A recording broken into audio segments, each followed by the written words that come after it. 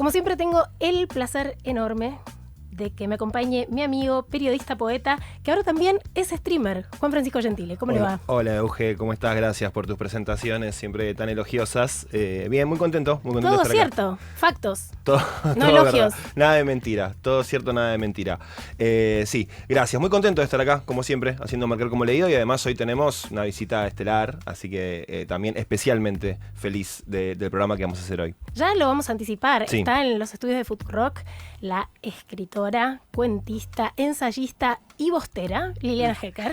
¿Cómo estás, Lili? Pero muy bien, muy contenta Hola. realmente de estar con ustedes, con vos, Euge, con Juan, a quien acabo de conocer. Un placer. Realmente muy contenta. Amo la radio y la verdad que me siento muy bien acá. Bueno, y ya tenemos serviditos, nuestro vermut de la fuerza, así que vamos a hacer vamos. el salud, brindis. el brindis. Está difícil. Perfecto. Ahí entró, vamos Ahí todavía. va, Brindamos compañeros, así. salud. Muy bien. Ahí vamos. está. Sí, la gente de la fuerza que nos acompaña como cada martes con su Es este vermucito. corcho que ahí tenemos camarita que suena así, pero es verdad, no es que tenemos una botonera con el sonido, hacemos así, mira. Tremendo. Muy bien, Radio muy Verdad. bien. El sonido de la felicidad le decimos nosotros acá, porque son las 8 cuando hacemos este programa, entonces amerita una cosita, un bermucito para abrir la noche. Bueno, para quien nos esté escuchando en vivo, pueden participar del sorteo del libro de Julio, que es 1984 de George Orwell, en su versión novela gráfica publicada por Planeta Comics. Nos tienen que mandar sus audios al 1140 66 000 y la consigna del día de hoy es que nos cuenten a partir de qué libro le dieron ganas de escribir. O sea, ¿qué libro leíste y te dio ganas de escribir? Y si eso te llevó a un taller literario, que nos cuentes también cuál fue tu experiencia, cómo te fue ahí. Sí, y también valen mensajes para Liliana, vinculados a la obra de Liliana, historias con los libros de Liliana Hecker también, que sabemos que seguramente hay ahí algunos mensajes que van a querer, los va a estar escuchando acá en vivo Liliana con nosotros. Esta consigna es con toda intención porque algo de eso sucede en la última Sí. novela que publicó Liliana Hecker, que se llama Noticias sobre el iceberg, de la que vamos a estar hablando en minutitos nomás. Bienvenidos, bienvenidas. Esto es Marcar como leído. Marcar como leído nos acompaña la escritora, cuentista, ensayista, novelista Liliana Hecker, fundadora de revistas literarias, gran maestra de maestros, porque sos una de las más conocidas y mejores talleristas que tiene este país. Bienvenida nuevamente. Otra vez los saludo, Sí. Euge, Juan, acá Liliana, estamos. qué lujo tenerte en este programa. Nosotros somos un programa dedicado a la literatura, a los libros, le damos mucha bola además a la literatura argentina, a lo que se produce en nuestro país, y tu nombre, bueno, es una institución. Sí, con todo lo bueno que eso implica. No, sí, por supuesto. Siempre me sorprende eso. Yo no, por suerte no me siento institución. Así que Bueno, porque hay toda una cuestión con el paso del tiempo en autopercibirse institución, que de algo de eso tiene tu última novela, cuya protagonista se interroga bastante por el paso de los años y casi que le cuesta encajar esa imagen que le devuelve el espejo con esa imagen interna. ¿Eso en algún momento cambia? Porque mi imagen no coincide, de los 25 no coincidió nunca más. no, es decir, realmente siento mi edad real, tal como la dice el calendario, son 81 años. No lo siento en absoluto, me siento muy rara, me identifico con mi madre, que era un personaje extraordinario, que en realidad para mi mamá viejos eran los otros. Una vez me dijo, hablando de una hermana suya un poco menor que ella, de mi tía Fanny, me dijo, ay, enojada por la vida que hacía, me di muy cerrada, decía, ay, parece una vieja de 80 años. Para ese momento mi tía Fanny tenía 81 y mi mamá 83. Es decir, no lo percibía, para ella una vieja de 80 años era otra persona, no ella. Bueno, creo que tengo mucho de ello. Por eso vos decías lo de la institución que viene con los años. No, no viene. Tal vez desde afuera se puede creer que una con los años se puede transformar en una institución. La verdad, yo me siento tan incierta y tan siempre en búsquedas como cuando tenía 18 años. Eso es absolutamente cierto, siendo muy consciente de los años que tengo y de la historia. ¡Wow! Porque es mucha historia y yo tengo mucha memoria. Hay algo que me llamó mucho la atención en materia de estilo de tu última novela, Noticias del Iceberg, que tiene que ver con, por un lado, la voz de la narradora y por el otro, su propia voz interior que la interrumpe y que es muy digresiva y que la lleva a distintos momentos de su propia historia. ¿Cómo fue trabajar en esos dos registros? En realidad, bueno, esa novela tiene mucha historia, mucha búsqueda desde el momento, es decir, hubo una idea inicial.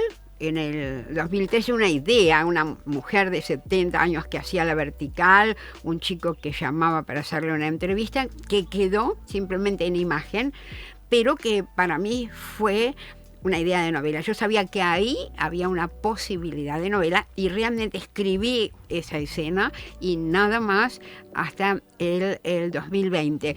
A partir de ese momento, justo cuando empezaba la pandemia y pasaron muchas, realmente nos pasaron muchas cosas. Ernesto y a mí no voy a hablar de eso, pero fue una etapa muy movida, sobre todo con cuestiones de salud. En medio de esa vorágine, yo me decidí a escribir la novela y entonces la fui buscando, fue cambiando, fui encontrándola. Entre lo que encontré, porque hay cosas que uno busca mucho, es decir, con un propósito, y hay cosas que aparecen, se encuentran. Una de esas fue esa voz de la que vos hablás, que es la enana jodida. La enana jodida. Sí, el nombre también surgió. Pero en realidad, esa voz que interpela a Greta, que es la protagonista, apareció. Yo estaba escribiendo algo y algo de lo que Greta piensa es interpelado por una voz. Apareció.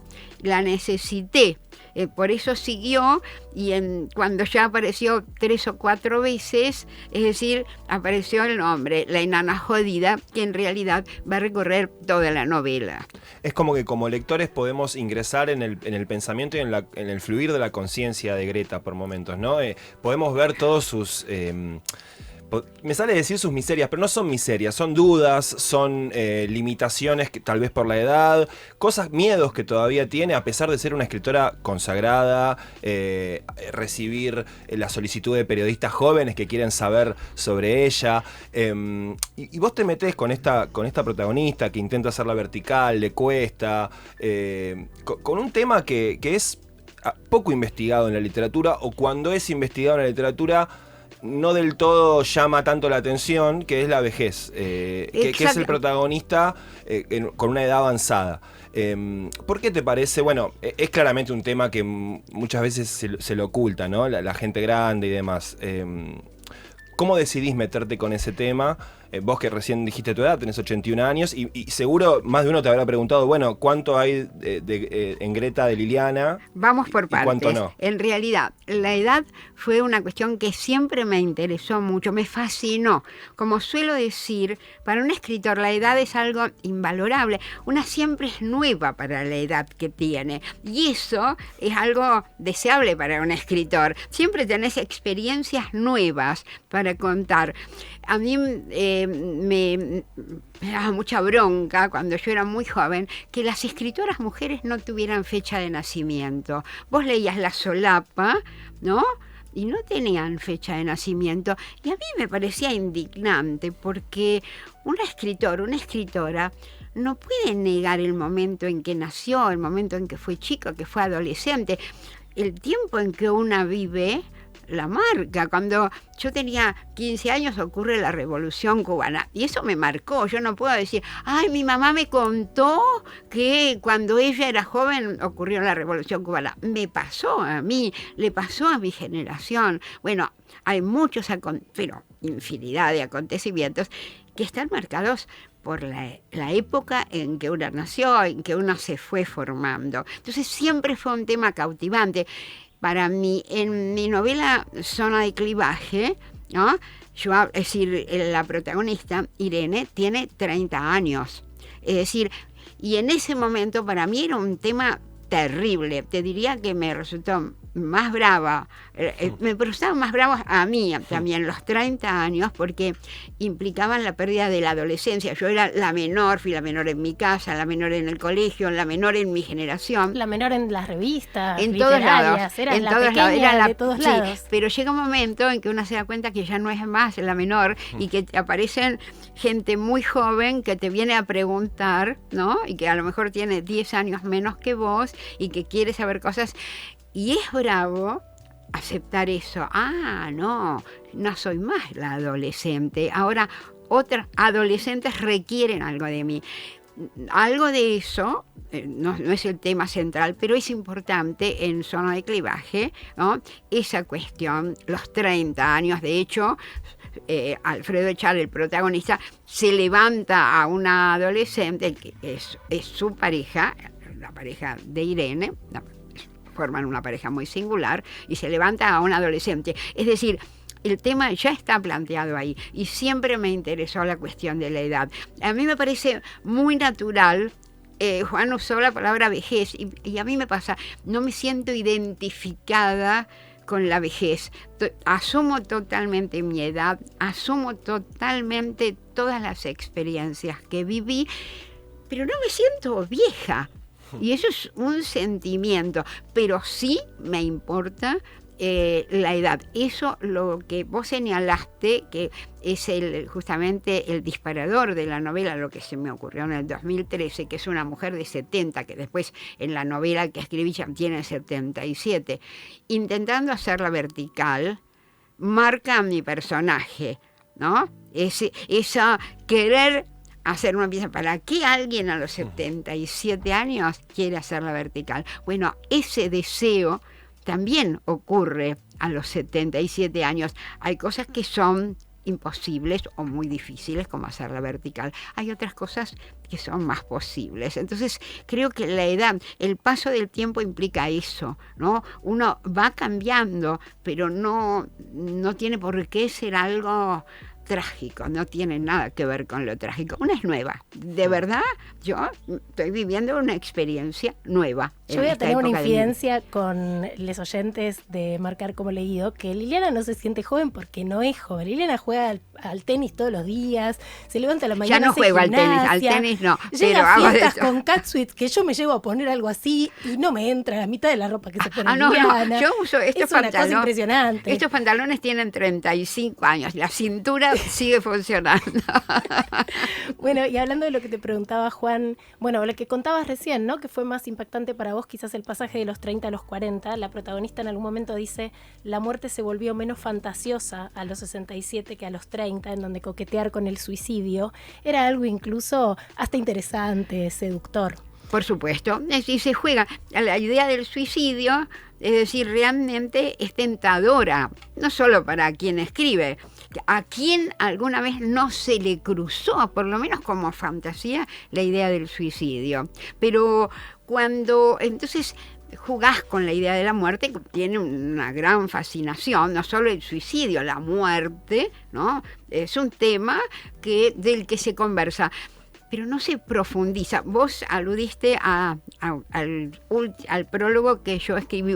Yo escribí escribí 3 prólogos en realidad, pero el primero no hablemos porque es de mi libro Diálogos sobre la vida y la muerte. Digo, no hablemos del primero porque ese sí lo escribí cuando tenía 37 años, pero ese libro finalmente fue en la época de la dictadura militar, nunca llegó a distribuirse, y después, muchos años después, se publicó, sí, en Alfaguara, Diálogos sobre la vida y la muerte, muy ampliado, y ahí, por segunda vez, me puse ante la instancia de pensar a fondo la muerte.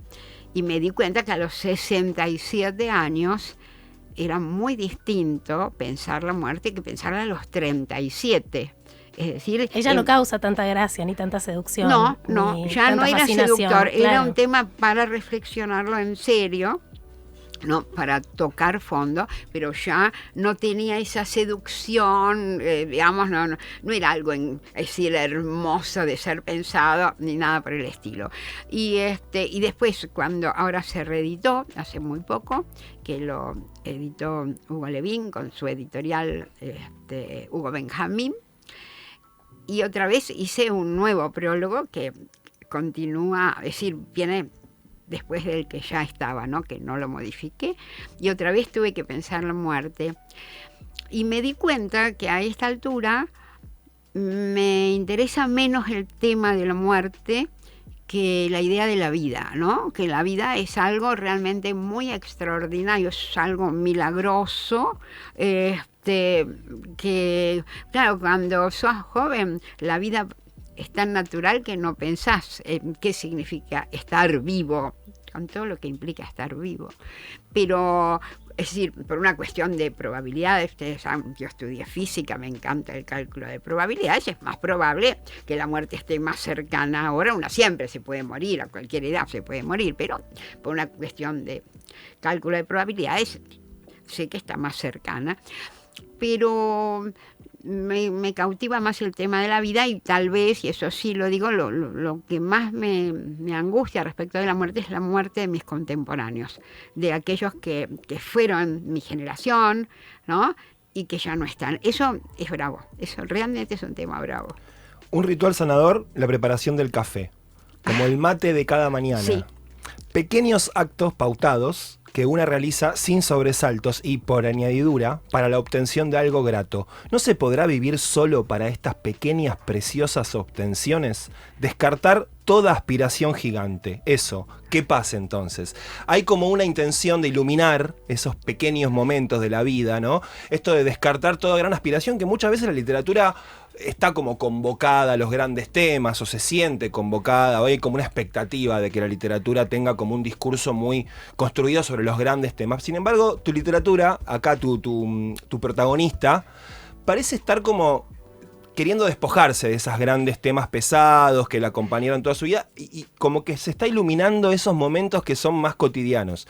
¿Estoy en lo cierto? Me interesa está en lo eso cierto, que pasa. es decir, lo que dice Greta ahí, que hay ciertos rituales que son sanadores y que son placenteros, como preparar el mate. Realmente para mí, preparar el desayuno a la mañana, el mate, estoy con los gatos, la cocina tiene una ventana grande, es muy lindo, es hermoso, pero y por suerte creo que tengo mucha capacidad para disfrutar de todos esos momentos, lo cual no quita, creo que a Greta tampoco le quita, la necesidad de escribir, de ver, ¿y ahora qué voy a escribir ahora? Todo el tiempo hay como un diálogo entre esas dos dimensiones, ¿no? Vos hablaste de los grandes temas, yo no sé si la literatura, el problema que tiene Greta es que quiere llegar cada vez más alto, y esa es una aspiración a qué es llegar más alto, es decir, qué es lo que uno quiere decir en cada momento. Si yo analizo mis cuentos, yo no tengo grandes temas, no sé si tengo grandes temas,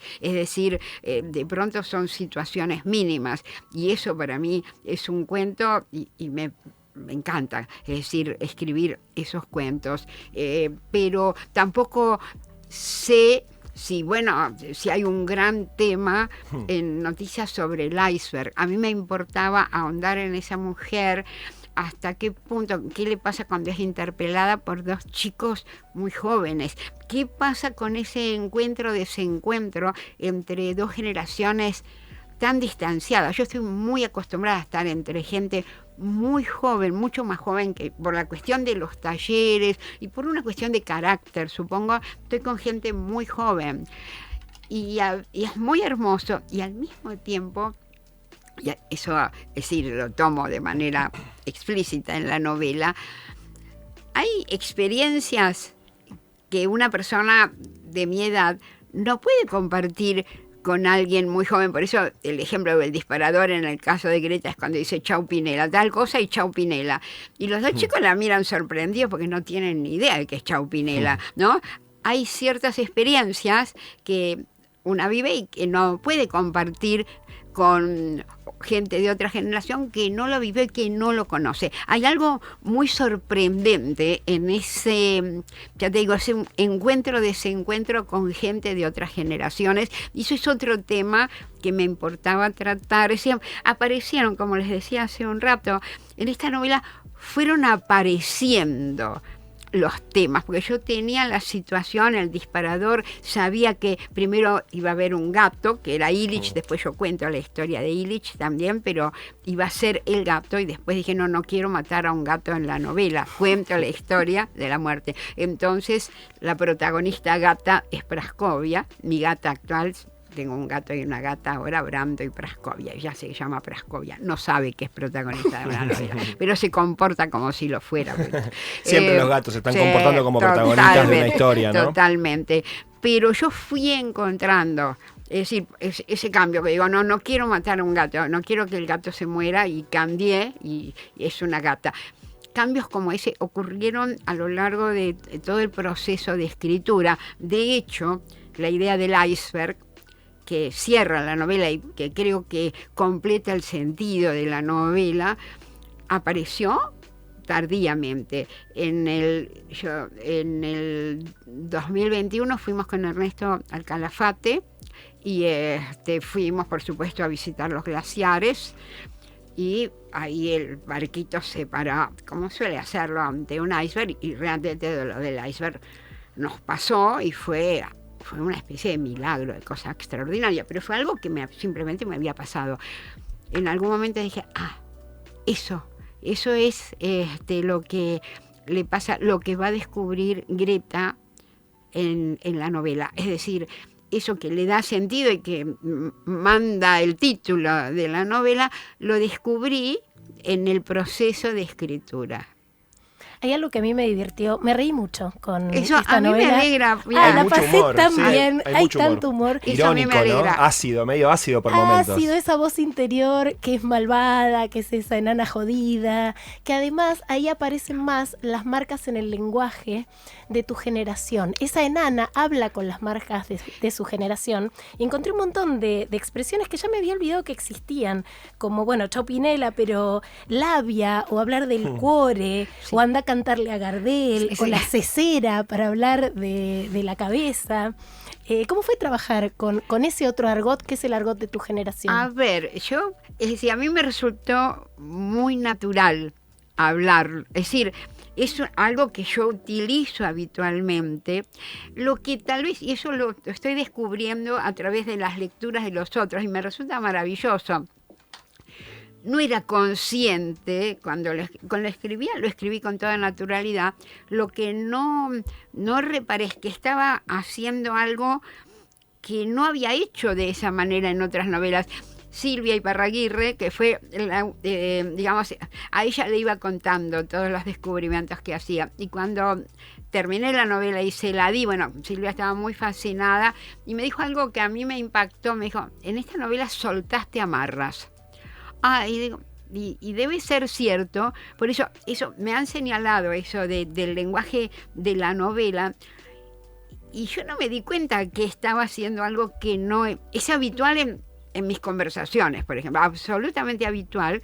Lo que yo no había notado es que en el resto de mi escritura no aparece, o por lo menos yo creo que en Irene, la protagonista de Zona de Clivaje, algo aparece, pero no, sin duda no aparece de la manera en que aparece en Noticias sobre el Iceberg, ¿no? Pero no fue algo que me propusiera ni que me diera el menor trabajo. Es decir, creo que al contrario, como muy bien dijo Silvia, solté amarras, me salió un lenguaje que para mí es muy natural. Y después, sí, apareció la cuestión de que los chicos estos, Marcos y Albertina, dos personajes para mí hermosos. Los periodistas jóvenes. Los periodistas jóvenes, hay cosas que no entienden. Y entonces ella, Greta, la protagonista, dice, no, tengo que sacar el tema, tengo que hablar de ese lenguaje que yo recibí, que me constituye. Es decir, ahí empieza a aparecer como tema, pero no durante la escritura de toda la novela, en que me resultó natural. Déjame, Euge, una cosa muy cortita porque tiene que ver con esto, con lo formal, para que no se nos pase. También hay algo que a mí me llamó la atención, que son esas oraciones que terminan antes de lo que formalmente deberían terminar, que entra el punto seguido donde uno espera que continúe. Por ejemplo, el estudiante de periodismo dice estar muy interesado en hacerle una entrevista para, punto. Sí. Como si hubiera una fiaca de Greta en continuar, en cerrar esa oración. Pero haces una decisión que es, al lector le llama un poco la atención, hasta lo pone un poquito nervioso, si se quiere. ¿Por qué se termina acá la oración? Pero es interesante también el efecto, ¿no? Esa decisión de terminar la oración donde formalmente no debería. Sí, eso no es nuevo en esta novela, yo lo hice porque a veces se explica de más. Fíjate, lo esencial es una entrevista para, no importa para qué. O a veces, es decir, la significación ya está en la primera parte de la frase, entonces viene algo obvio y cortar la frase a veces es mucho más impactante porque es el lector el que tiene que terminar de construirla. Entonces eso sí, eso ya lo he usado ahora. Me hizo pensar en cómo serían las novelas con marcas de oralidad de esta generación, ¿no? Como terminarían diciendo arre. Estoy en un cumple. Mal, para decir algo mal bueno. Para decir algo bueno. Che, qué bien te queda ese Santiago Claro, José mal. Claro, bueno, es que pasa realmente eso, es decir, pero claro, es que cada generación tiene un habla muy singular, cambian con mucha velocidad esos giros y marcan características muy profundas. Por eso a mí me importa el lenguaje de cada uno. Pues es que es muy gracioso. Hace un tiempo uno de mis alumnos, escritor maravilloso, Manuel Tacconi, ¿de acuerdo? Él me cuida, vive cerca de casa, él y su pareja, que también es escritora, Marín, divina, Marina Lopico. Y entonces él viene a darles, como se mudó cerca de casa, cuando nosotros nos vamos de viaje, viene a darles de comer a los gatos. Y Praskovia no le da bolilla. Entonces, yo en general le pregunto, ¿y cómo va? Entonces me dice, ¿y Praskovia te dio bolilla? No, sí, se asomó y me marcó un visto. Y yo... Me clavó el visto, te clavó el visto en la... Sí, me clavó un visto. Y yo, la palabra clavó en un gato, me asustó. Yo le digo, pero no es agresivo. Yo creí que le había clavado algo. Y ahí me dijo, no, el visto, lo que es clavar es el visto, claro. Me clavó un visto, chao, me vio. Claro, entendí ahí nomás. Pero vos fíjate que yo no conocía la expresión me clavó un visto y lo entendí de otra manera. Por eso pasa y van cambiando. Yo me acuerdo, hace bastantes años, cuando era muy jovencito, el hijo de Ernesto, ¿no? Que los giros, es decir, me aceleró el cáncer, acelerame el cáncer por darme un cigarrillo, qué sé yo, son giros, claro, pero también no era de mi época, era de su época, y ya no está más ese giro, acelerame el cáncer. Es un gran rescate para el lenguaje. Pero por eso, es que es hermoso rescatar esos giros, porque realmente marcan a cada generación, como cuando se explica, porque ahí me enteré que se volvió a usar la palabra chapar, pero digo, tiene una significación distinta de la que tenía a fin de los 50, a principios de los 60. ¿No era darse besos? ¿No era darse besos? No, chapar era apretarse, pero en una época en que era muy transgresor ir una pareja muy apretada. Ir chapando, ¿no? Tenía una carga de sexualidad que era transgresora para la época.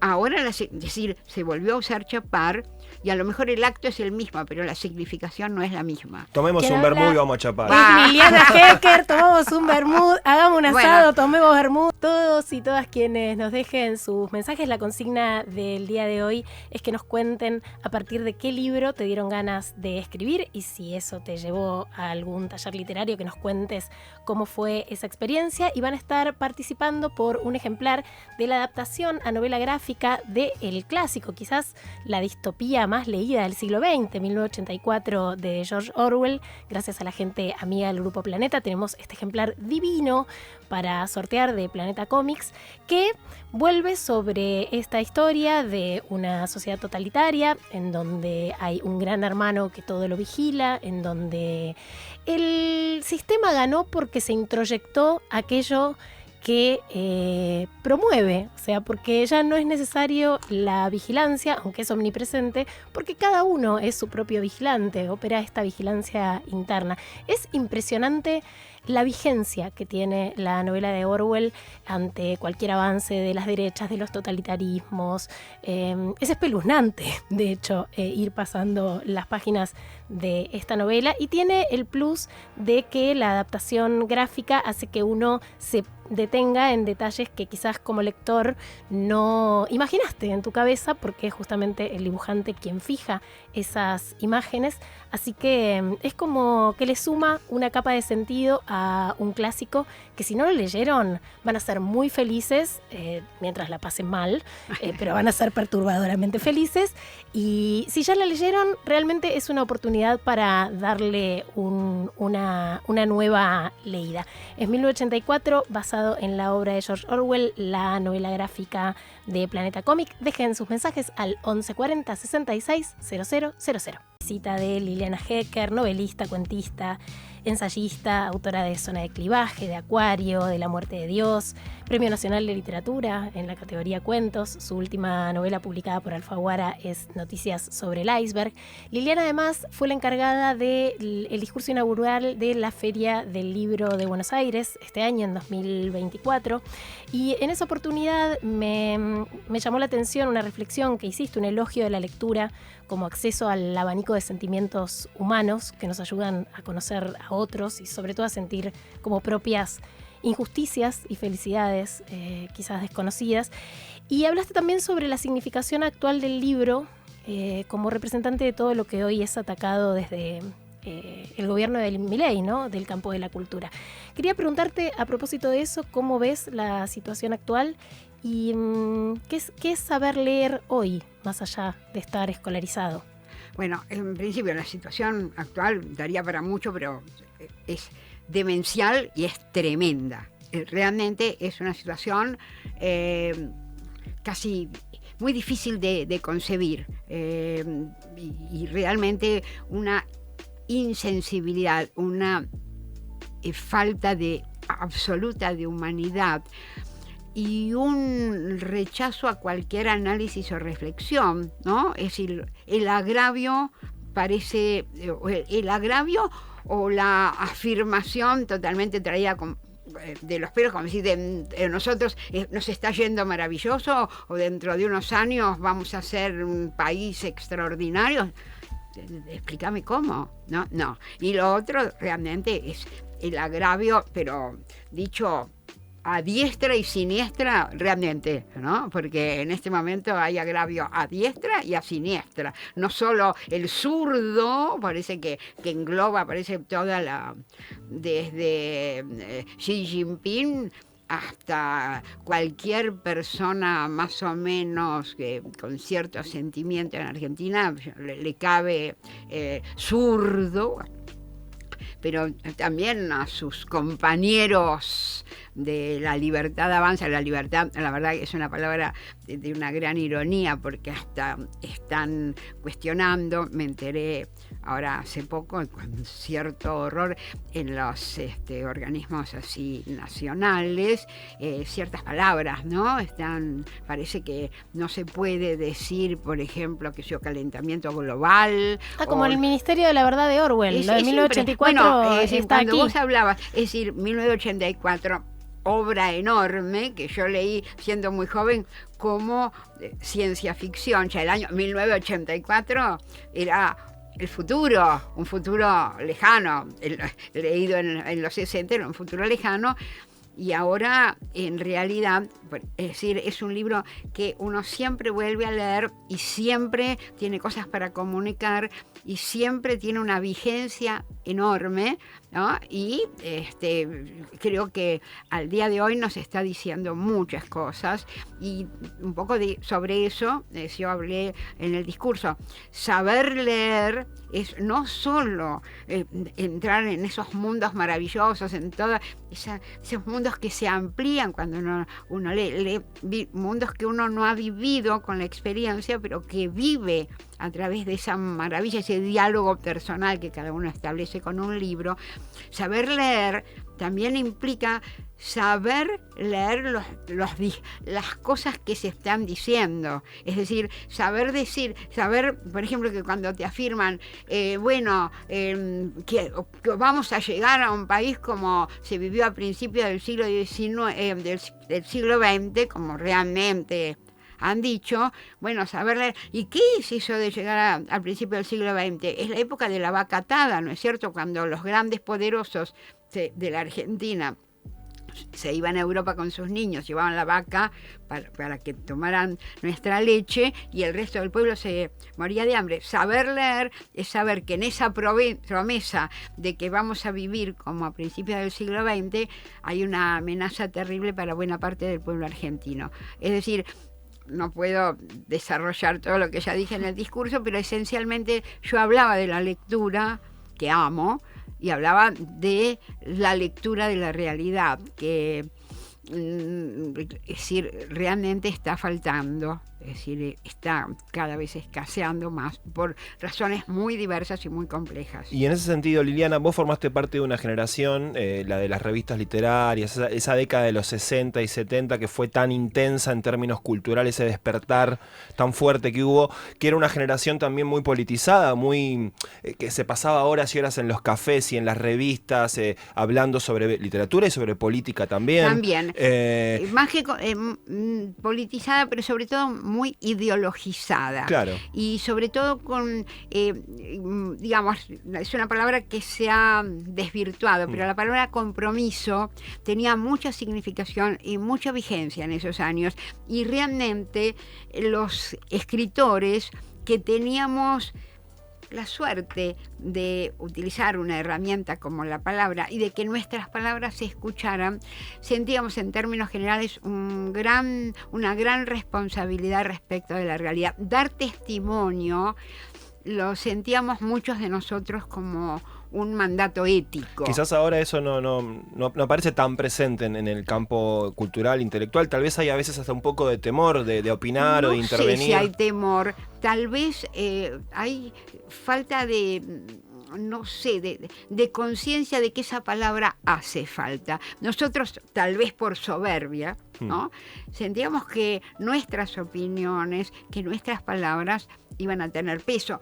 Había, en realidad, no es un fenómeno que pasa solo en nuestro país. Los intelectuales, que tuvieron mucha vigencia en los años 60 y 70, tienen mucha menos vigencia ahora. Un intelectual como Sartre, ¿no? Tenía mucho peso, no solo en Francia, tenía mucho peso en Latinoamérica.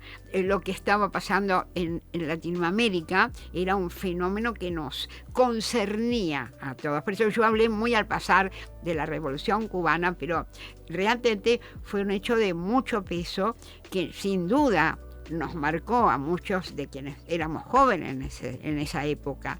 Eso cambió. Eso realmente cambió. Igual yo creo que a veces el peso de los acontecimientos va creando nuevos fenómenos, ¿no? Yo estuve en la marcha de los estudiantes, ¿no? En defensa de la educación pública.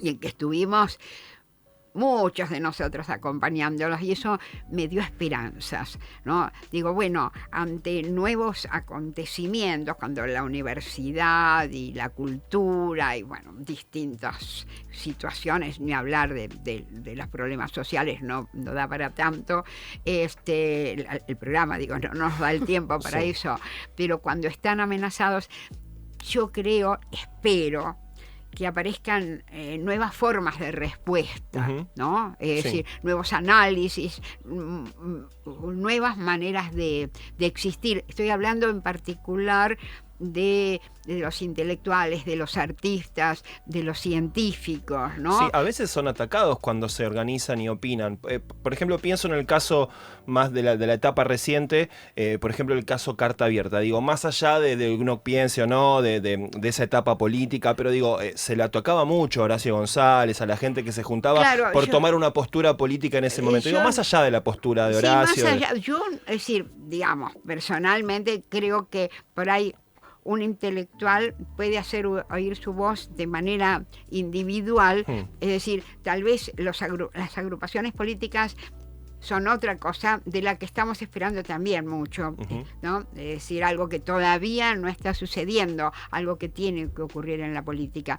No estoy hablando, pero no es que lo esté cuestionando, se entiende, sí. No estoy hablando de agrupaciones o crear agrupaciones. Tal vez los artistas o los intelectuales no somos muy agrupables, pero es cierto, la verdad es cierto, salvo en situaciones muy puntuales en que es necesario agruparse, creo que actuamos individualmente, pero las voces, es decir, en épocas en que desde el gobierno el análisis no existe, el discurso, digamos, reflexivo no existe, creo que es muy necesaria la reflexión, la discusión por parte de quienes estamos acostumbrados y sabemos reflexionar y discutir. Creo que hace falta. Es que cuando hay una gimnasia con el pensamiento reflexivo, hay afirmaciones del gobierno de Milei como que la justicia social es un concepto aberrante, claro, o que si el señor necesita a su hijo en el taller, ¿por qué lo va a mandar a la escuela? Cosas muy básicas de consensos sociales que el Estado muy es una organización criminal. Y que él está orgulloso de ser el topo del Estado. No, hay cosas muy terribles. Bueno,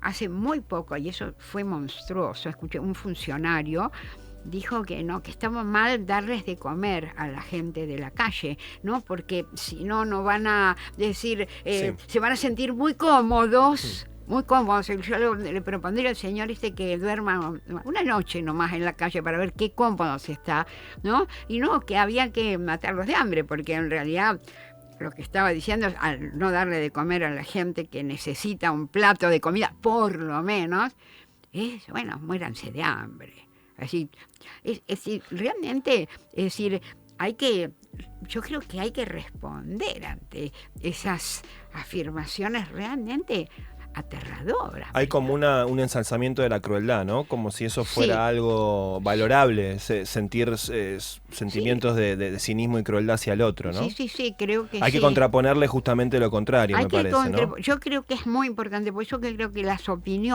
opinión, la respuesta, es decir, individual, grupal, no me meto en eso, cada uno actuará como le parezca, pero creo que sí, que nos está pasando, tenemos que responder a esto que nos está pasando. Ha pasado por Marcar como leído Liliana Hecker, un placer tenerte en esta mesa. Hermoso.